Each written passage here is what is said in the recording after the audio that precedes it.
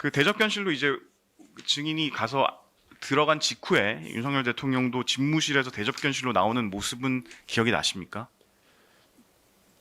저 부분도 아까도 말씀드렸지만 저는 당초에 어떻게 생각했냐면 제가 처음에 경찰 제가 조사 받을 때 그때 얘기했던 게 제 첫 번째 기억입니다. 저는 대접견실에 들어가서 누군가가 제가 무슨 일이냐고 그랬더니 누군가가 저한테 계엄을고 선포하려고 한다 해서 제가 놀래가지고 물어봤더니 이제 그때는 뭐 나중에 좀 제가 기억이 혼재가 됐습니다만은 총리께나 거기 계셨던 분들한테 왜 여기 앉아 계십니까? 반대를 안 하시고 뭐 이런 식의 말씀을 드렸더니 뭐 총리께서 나도 반대를 많이 했다 이런 말씀을 하셨던 것 같고 그래서 제가 그럼 들어가 보겠다고 해가지고 들어갔던 뭐 그런 순서로 저는 기억을 했거든요. 그리고 나서 그 다음에 들어가서 말씀드리고 나온 다음에 그리고 나서 김영현 장관이 뭐 들어왔던 것 같기도 하고 순서가 그러다가 좀 이따가 대통령이 한번 나오셔서 다시 한번 제가 일어서서 말씀을 드렸고 뭐 그런 과정에서 그러다가 대통령께서 나가셨다는 정도로만 큰 틀에서 생각을 했는데 CCTV를 보니까 너무 많이 달라가지고요. 진짜 제가 좀 그랬습니다. 그래서 저 부분은 정확히 기억이 안 납니다. 네. 네, 팔의 라항만 같이 묻겠습니다. 그러면 지금 보면 이제 대통령이 나와서 시계를 보고 김영훈 장관도 바로 뒤를 이어서 시계를 쳐다보고 원래는 이제 22시경을 기해서 비상계엄을 선포하려고 했었는데 그때 당시에 그럼 22시가 되면 비상계엄을 선포하려고 했다든지 아니면 예정 시간보다 지금 늦어지고 있다. 11명만 모이면 바로 하자 이런 얘기가 오고 가는 상황은 아니었습니까? 네, 저는 뭐 몇 번 말씀을 드렸습니다만 사람들을 불렀고 그 다음에 기다리고 있고 뭐 이런 정도의 분위기는 이해를 했는데 그 뭐 몇 명을 부르려고 했고 그래서 비상계엄을 선포하기 위해서 기다리고 있다라든지 하는 부분들은 사실 저 당시에는 전혀 인지를 못했습니다. 네, 그러면 아까 잠깐 말씀을 하셨는데 그럼 증인은 언제 어떻게 윤석열 대통령이 비상계엄을 선포하려고 한다는 사실을 알게 되셨습니까? 제가 아까 말씀드렸듯이 대접견실에서 제가 물어봤더니 누군가가 저한테 비상계엄을 선포한다고 합니다. 선포하려고 합니다. 그래서 제가 놀랬던 기억이 있는데 그때 아마 제 생각으로는 조태열 장관이었던 것 같습니다. 옆자리였기 때문에요. 네, 그런데 그때 제가 처음 들었던 것 같습니다. 네, 대접견실 CCTV 22시 00분 30초 부분 재생하겠습니다. 이제 증인 오시고 피고인이 지금 대접견실 대통령 집무실로 들어가거든요. 네네. 오시고 난 이유인데 이때 왜 피고인이 대접견실로 들어갔는지는 기억이 나십니까? 아까 말씀드렸듯이 저 부분들이 세밀하게 기억이 안 나기 때문에요. 네. 네, 22시 3분 40초 재생하겠습니다. 이때 그러면 이제 증인이 뭔가 이제 말씀을 좀 많이 하시는 모습이 보입니다. 네. 이제 손짓도 좀 하시고 네.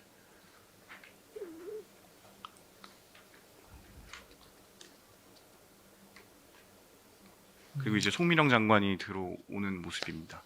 네, 묻겠습니다. 이때 이렇게 증인께서 이렇게 손짓까지 막 하면서 말씀을 하실 정도였으면 상황이 좀 기억날 것 같은데 이때는 어떤 얘기를 주로 하셨는지 기억이 나십니까? 글쎄요, 그러니까 뭐 제가 이런저런 얘기를 했다고 증인들께서 이제 증언을 해주시는 걸 제가 들었는데요. 저는 기본적으로 전날 이제 뭐 누구나 그랬겠습니다만 저 참석하신 분들이 전 좀 늦게 가지 않았습니까? 그러니까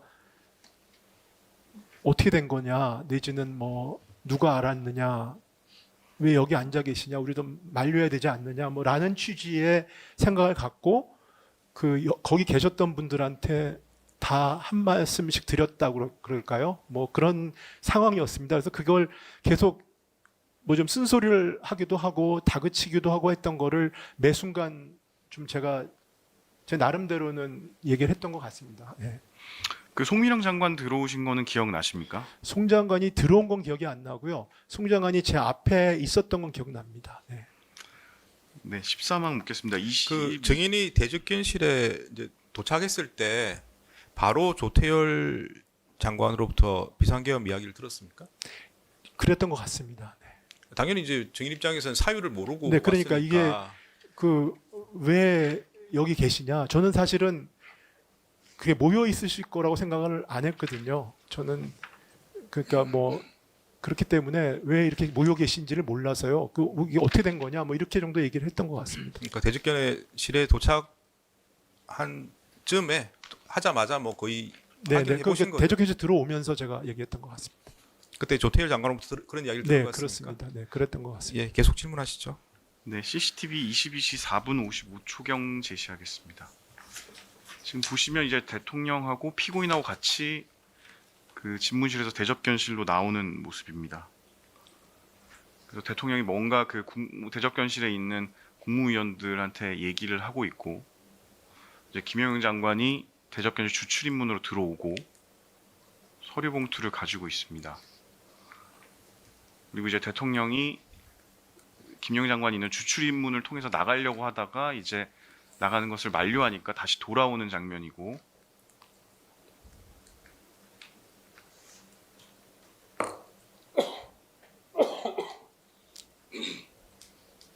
그때 증인이 자리에서 일어나시고 이제 조태열 장관도 같이 일어나서 대통령에게 뭔가 말씀을 하는 모습으로 보입니다. 네, 14만 묻겠습니다.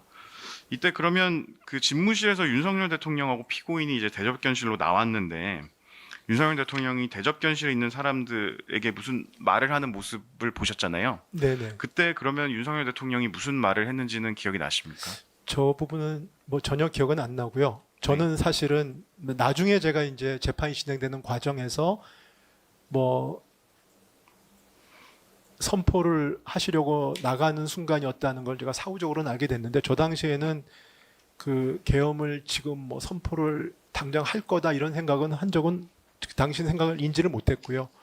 대통령이 나오셔가지고 뭐 하여튼 왜 사람들이 좀 기다리는 것 같고 더 뭐 얘기를 듣자 뭐 이런 취지인 것 같다고 저는 생각이 들어서 있는데, 저는 처음에 이제 비상계엄이라는 얘기를 듣고 뭐 다 마찬가지시겠지만 충격받고 이게 전혀 상상할 수 없는 상황이니까 있는데, 대통령께서 나오시니까 아 이건 안 되겠다라는 생각이 좀 들어서요. 말씀을 드려야 되겠다는 생각이 들어서 대통령은 나오셔서 이때 제가 좀 벌떡 일어나서 일단은 안 된다. 이거는 뭐 대통령 이건 절대로 안 됩니다. 뭐 다시 생각해 달라는 취지의 얘기를 했더니 조태열 장관이 따라서 일어나더라고요. 그 장면이 기억이 나고, 그때 박성재 장관이 제가 아마 어디선가 진술한 것 같은데 뭐 경제하고 외교는 걱정이 많은가 봅니다라는 얘기를 했던 그 장면이 기억이 납니다. 저기 구체적으로 무슨 말을 했는지 기억이 나십니까? 그러니까 무슨 취지로 말씀하셨다고 하셨는데 제가요? 예. 그때 짧은 상황이라서 제가 그냥 대통령님 절대로 뭐 계엄은 안 됩니다. 이건 절대로 안 됩니다. 이 정도로 얘기를 했습니다. 그리고 이거는 뭐 그런 얘기, 그 워딩은 쓴 것 같습니다. 네. 그 조태열 장관은 뭐라고 했습니까? 그 재고해 주십시오. 뭐 그렇게 말씀하셨던 것 같습니다. 제 옆에 있었기 때문에. 네, 그랬을 때 윤석열의 반응은 어땠습니까? 저희가 얘기한 거에 대해서 특별히 반응은 안 하셨던 걸로 저는 생각이 듭니다. 그리고 박성재 장관이 옆에 서서 그런 말씀을, 그 경제하고 외교가 걱정이 많은가 봅니다라고 얘기를 하셨던 분명히 기억이 나고요. 그래서 제가 그러니까 이제 저는 당시 생각이 좀 말씀드린 게 부족했다는 생각이 들었습니다. 그래서 저 아마 다음 장면이 보니까 대통령께서 들어가실 때 따라 들어가거든요. 그래서 아 이거 좀 제대로 말씀을 드려야 되겠다 이런 생각을 했던 것 같습니다.